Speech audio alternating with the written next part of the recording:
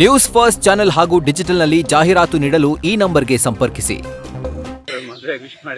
ಹೌದು, ಅಂದ್ರೆ ಇಷ್ಟು ವರ್ಷಗಳ ಕಾಲ ಯಕ್ಷ ಪ್ರಶ್ನೆ ಎಲ್ಲೂ ಯಾವಾಗ ಮದ್ವೆ ಅಂತ ಕೇಳ್ತಾ ಇದ್ರು. ಸೊ ಈಗ ಫೈನಲಿ ಒಂದು ಹ್ಯಾಪಿ ಎಂಡಿಂಗ್ ಸಿಕ್ಕಿದೆ. ನೋಡೋಕೆ ತುಂಬಾ ಖುಷಿ ಆಗುತ್ತೆ ಜೋಡಿನ. ಅಂಡ್ ಅನುಶ್ರೀ ಅವರು ನನ್ನ ಫೇವ್ರೆಟ್ ಪರ್ಸನ್. ಸೊ ಎಲ್ಲೇ ಇದ್ರು ಮದುವೆ ಬರಲೇಬೇಕು ಅಂತ ಓಡ್ ಬಂದಿರೋದು. ಸೊ ಖುಷಿ ಆಯ್ತು. I will congratulate both of them.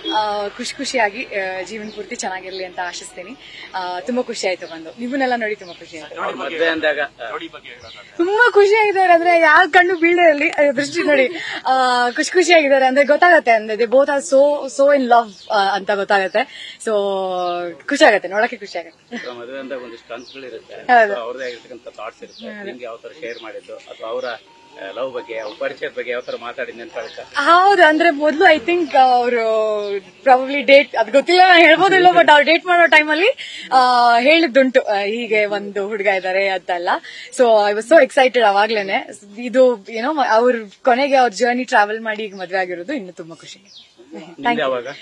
ನಂದು ಇನ್ನು ಎಷ್ಟು ಚಿಕ್ಕ ಹುಡುಗಿ, ನಾನು ಇನ್ನು ಸಿನಿಮಾಗಳು ಮಾಡ್ಬೇಕು, ಆಮೇಲೆ ಮಾಡ್ತೀವಿ. ಅನುಶ್ರೀ ಅವರೆಲ್ಲ ಸಾಧನೆ ಮಾಡ್ಬಿಟ್ಟು ಮದ್ವೆ ಆಗ್ತಾರೆ, ನಾನು ಆತರ ಏನೋ ಒಂದು ಮಾಡ್ಬೇಕು.